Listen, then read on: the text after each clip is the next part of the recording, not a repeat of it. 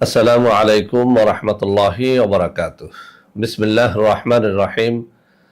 আলহামদুলিল্লাহি রাব্বিল আলামিন ওয়াল আকিবাতু লিল মুত্তাকিন ওয়াসসালাতু ওয়াসসালামু আলা নাবিয়্যিহি মুহাম্মাদিন ওয়া আলিহি ওয়া আসহাবিহি আজমাইন, আম্মা বা'দ। সম্মানিত দিনদার ভাই ও বোনেরা, আজ আমি আপনাদের জন্য অত্যন্ত চমৎকার একটা ভিডিও নিয়ে হাজির হয়েছি। বন্ধুরা আমার, আপনারা জানেন গত কয়েক বছর পর্যন্ত আমি বাংলাদেশের বিভিন্ন প্রান্তে সফর করে বেড়াচ্ছি। আলহামদুলিল্লাহ, যেখানেই যাচ্ছি অসংখ্য অগণিত ভাই ও বোন আমার সাথে দেখা সাক্ষাৎ করে তাদের নানা রকম সমস্যার কথা তুলে ধরছেন। আমিও আমার সাধ্যানুযায়ী তাদের সাহায্য করার চেষ্টা করে যাচ্ছি। বন্ধুরা আমার, আল্লাহ রব্বুল আলামিনের কাছে এই প্রার্থনা করি, আল্লাহ রব্বুল আলামিন আমাকে যেন আমৃত্যু মানুষের খেদমতে নিয়োজিত রাখেন, আমিন। বন্ধুরা আমার, আমরা যখন বিভিন্ন এলাকায় সফরে বের হই, নানা রকম মানুষ তাদের নানা রকম কষ্টের কথা আমাদের সাথে শেয়ার করে থাকেন। তো বন্ধুরা আমার, অনেকদিন পর্যন্ত আমার কিছু ভাই ও বোন জাদুটোনায় আক্রান্ত ব্যক্তি জাদুটোনা থেকে মুক্তি লাভের জন্যে কোরআনী কোনো সহি দোয়ার আমল আমাকে শেয়ার করার জন্য বারবার রিকোয়েস্ট করে যাচ্ছিলেন। তো বন্ধুরা আমার, আমরা অনেকে জাদুটোনা বিশ্বাস করি, অনেকে করি না। বাস্তব কথা হচ্ছে, জাদুটোনার বিষয়টি কিন্তু পবিত্র কোরআনুল কারীম এবং সহিহ হাদিস দ্বারা সাব্যস্ত। পবিত্র কোরআনুল কারীমের অনেকগুলো সূরার মধ্যে জাদু, বান, সেহের ইত্যাদির কথা এসেছে। যেমন হযরত মূসা আলাইহিস সালাতু ওয়াস সালামের বিরুদ্ধে যে কাফেরেরা যুদ্ধ করত, তারা কিন্তু জাদুর সহায়তা নিয়ে যুদ্ধটা করত। এরকম হযরত সুলাইমান আলাইহিস সালাতু ওয়াস সালামের সময়ও তার বিরুদ্ধে যারা যুদ্ধ করেছেন তাদের অধিকাংশ মুশরিক কাফেরেরা জাদুর আশ্রয় নিয়ে যুদ্ধটা করতেন।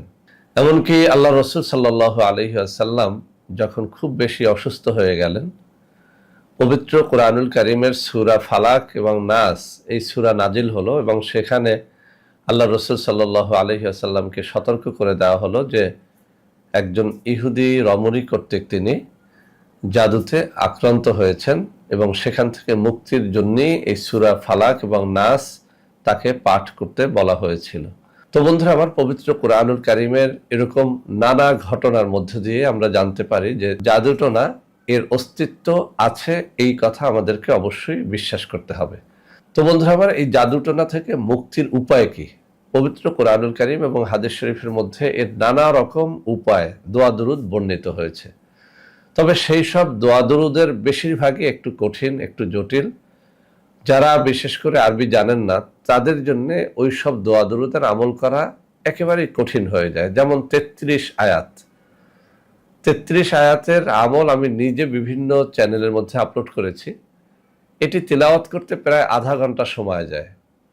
তো এই যে 33 আয়াত অব্যর্থ জাদুটোনা থেকে মুক্তির একটা আয়াত, কিন্তু আয়াতগুলো এতটাই বড় যে আপনি যদি তেলাওয়াত করতে যান অবশ্যই আপনাকে হাফেজে কোরআন হতে হবে অথবা সহিহ শুদ্ধভাবে কোরআন তেলাওয়াত জানতে হবে এবং সময় ব্যয় করে আয়াতগুলো তেলাওয়াত করে যেতে হবে। এরকম নানা দোয়া পবিত্র হাদিস শরীফের মধ্যেও এসেছে, প্রত্যেকটা দোয়াই একটুখানি বড়। তো আজকে আমি পবিত্র কোরআনুল কারীম থেকে অত্যন্ত ছোট একটা আমল শিখাবো, যে আমলটি এতটাই প্রসিদ্ধ, বলতে গেলে তাবিজ ও তদবিরের কিতাবের মধ্যে সব কিতাবে এই দোয়াটি এসেছে। এক কথায় বাংলাদেশে প্রসিদ্ধ সকল ধরনের তদবির ও আমলের কিতাবের মধ্যে এই দোয়াটি এসেছে। আর আমি ব্যক্তি জীবনেও এই দোয়াটি যাদেরকে শিখিয়েছি, আলহামদুলিল্লাহ সবাই স্বীকার করেছেন যে এটির মাধ্যমে খুব সহজে জাদুটোনা, বান, সেহের থেকে মুক্তি লাভ করা যায়। তো বন্ধুরা আমার, আমি আয়াতটি কিছুক্ষণের মধ্যেই তেলাওয়াত করে শোনাবো। শোনানোর আগে আপনাদেরকে কয়েকটা নিয়মের কথা অবশ্যই বলে দিচ্ছি। এই নিয়মগুলো পালন না করলে আসলে আপনি পবিত্র কোরআনুল কারীমের কোনো আয়াতের কোনো তদবিরের মাধ্যমে আপনি আসলে সফল হতে পারবেন না। এক নম্বরে, যারা পবিত্র কোরআনুল কারীমের এই আয়াত অথবা অন্য কোনো আয়াতের মাধ্যমে আমল করতে চান, মুখখানা তারা যেন পবিত্র রাখেন। অর্থাৎ আপনি বিড়ি সিগারেট পানকারী হতে পারবেন না, ইয়াবাখোর হতে পারবেন না, নেশাখোর হতে পারবেন না। অর্থাৎ আপনার মুখ থেকে দুর্গন্ধ আসে অথবা আপনার মুখ অপবিত্র হয় এমন কোনো কিছু আপনি সেবন করতে পারবেন না। 2 নম্বরে, আপনাকে অবশ্যই নামাজি, রোজাদার, পরহেজগার ব্যক্তি হতে হবে। 3 নম্বরে, এই আমলগুলো দিন বা রাতের একটা নির্দিষ্ট সময়ে করতে হয়। সব থেকে ভালো ফলাফলের জন্য আপনি ভোর রাতটাকে বেছে নিতে পারেন, অর্থাৎ ভোর রাতে জেগে 2 রাকাত তাহাজ্জুদের নামাজ পড়ে তারপরে এই আমলগুলো করলে অনেক বেশি ফায়দা পাবেন। 4 নম্বরে অবশ্যই আপনার দেহটা যেন হালাল রিজিক দ্বারা পরিপুষ্ট হয়, অর্থাৎ আপনি যেন হালাল রিজিক অন্বেষণকারী হন। সুদ ঘুষ খেয়ে হারাম খাদ্যের মাধ্যমে আপনার দেহটা যদি পরিপুষ্ট হয়, ওই দেহে ওই মুখে আপনি আল্লাহর কালামের কোনো আয়াত দ্বারা আসলে আপনি কোনো তদবির করলে সেটা সফল হবে না। তো বন্ধুরা আমার, এই নিয়ম কানুনগুলো মেনে তারপরে যেন আমলটা করেন। যখন আমল করবেন, আল্লাহর কালামের আয়াত যেহেতু, আল্লাহর দিকে মনটাকে নিবিষ্ট করে কায়মন ও বাক্যে যেন দোয়াগুলো পাঠ করেন। তো বন্ধুরা আমার, আরেকটা বিষয় আপনাদেরকে মনে করিয়ে দেই যে আপনারা কিভাবে বুঝবেন যে আপনি জাদুগ্রস্ত কিনা। আসলে জাদুগ্রস্ত কিনা এটা বোঝার অনেকগুলো পদ্ধতি আছে। সবগুলো পদ্ধতি শিখতে হলে আপনাকে অবশ্যই কোনো একজন ভালো কবিরাজের তালিম গ্রহণ করতে হবে, তার বশ্যতা স্বীকার করে তার কাছ থেকে অনেকদিন ট্রেনিং নিয়ে জানতে হবে। কিন্তু কিছু আলামত আছে যে আলামতগুলো একেবারেই সহজ। যেমন, আপনি রাতে ঘুমাতে পারেন না, এটি আপনার জাদুটোনা বানসেহেরে আক্রান্ত হওয়ার একটা আলামত। 2 নম্বরে, রাতে ঘুমের মধ্যে আপনি আজে বাজে স্বপ্ন দেখেন, এটাও একটা আলামত। 3 নম্বরে, স্বপ্নের মধ্যে আপনি কিছু খান, দৈনিক খান, এটাও একটা জাদুটোনাগ্রস্ত হওয়ার আলামত।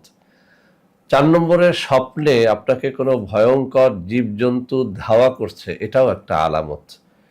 শারীরিক আলামতের মধ্যে আমাদের যে বক্ষ, স্তন বা ব্রেস্ট থাকে, এই ব্রেস্টে যে বোটা থাকে, এই বোটার নিচের যে কালো জায়গা থাকে, আপনি নারী হন অথবা পুরুষ হন, শিশু হন অথবা বৃদ্ধ হন, এই ব্রেস্টের কালার, একটা বোটার কালার এবং আরেকটা স্তনের বোটার কালার কখনো এক হবে না, মিল থাকবে না, কালারটা চেঞ্জ হয়ে যাবে। অর্থাৎ বোটা এবং বোটার নিচের গোল বৃত্তের জায়গাটুকু আলাদা কালার হয়ে যাবে, একটার সাথে আরেকটা মিল পাবেন না। নারী হলেও এটা এভাবে আপনারা খুঁজে দেখতে পারেন, পুরুষেরটা নিজে নিজেও খুঁজে দেখতে পারেন, শিশুদেরটা মা বাবা খুঁজে দেখতে পারেন।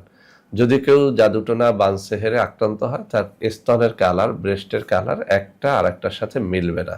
তো বন্ধুরা আমার, এছাড়াও 2 হাতের তালু দেখে বোঝা যায়, জিহ্বা দেখে বোঝা যায়, চোখের পাতা দেখে বোঝা যায়। এগুলো প্রসিদ্ধ যারা ভালোভাবে জানেন তারা ছাড়া কেউই বুঝতে পারবেন না। তো বন্ধুরা আমার, আপনাদের মধ্যে যদি এইসব আলামত থাকে আর আপনার যদি এই বিশ্বাস হয় যে আপনি আসলেই জাদুটোনায় আক্রান্ত হয়েছেন, তাহলে নিজের চিকিৎসাটা নিজে করার জন্য আজকে আমি যে আয়াতটুকু তেলাওয়াত করব, এই আয়াতটুকু আপনারা শুনে শুনে মুখস্থ করে নেবেন।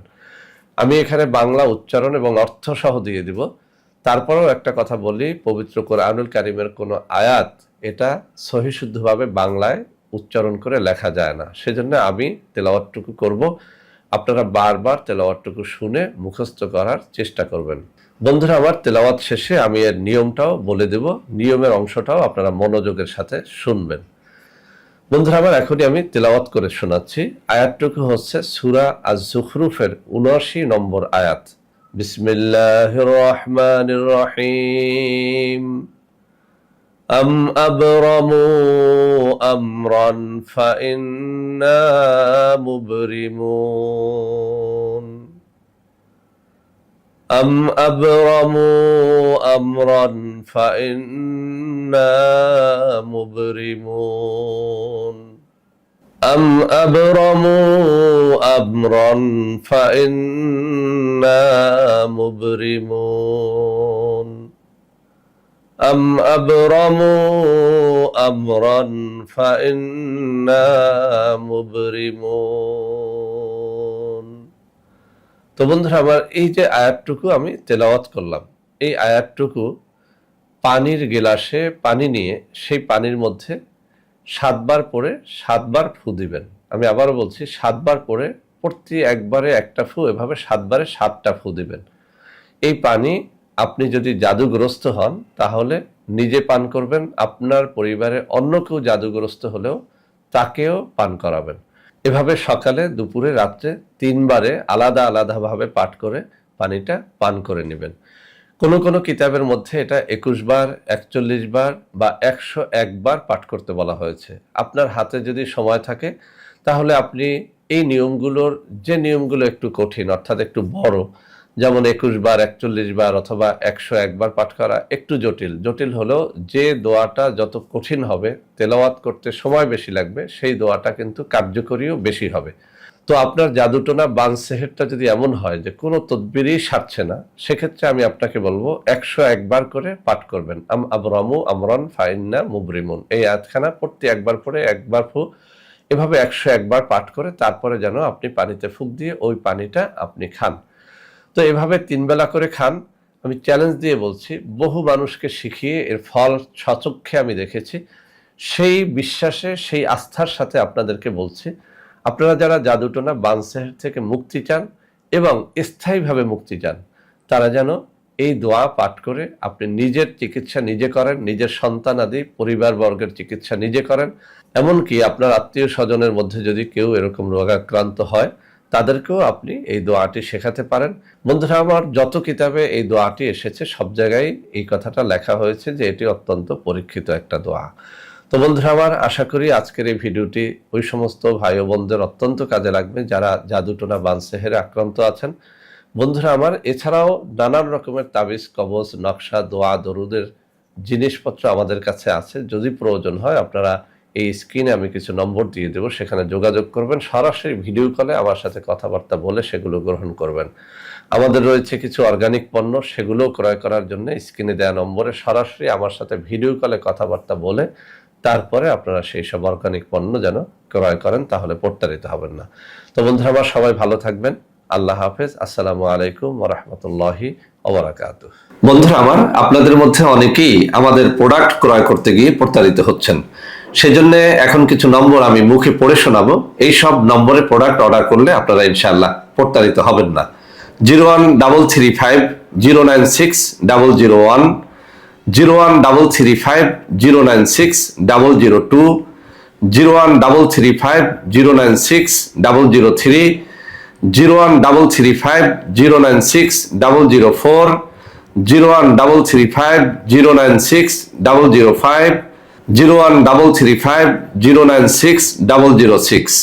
এছাড়াও বন্ধুরা আমার, আমাদের একটা হটলাইন নম্বর রয়েছে। এই নম্বরটি 24 ঘন্টা আপনারা খোলা পাবেন, 09647450450। বন্ধুরা আমার, এছাড়াও সারা বাংলাদেশের সবকটা অফিসের নম্বর এখন আমি হাতে তুলে ধরে দেখিয়ে দিচ্ছি। এই সব নম্বরেও আপনারা প্রোডাক্ট অর্ডার করলে প্রতারিত হবেন না ইনশাআল্লাহ।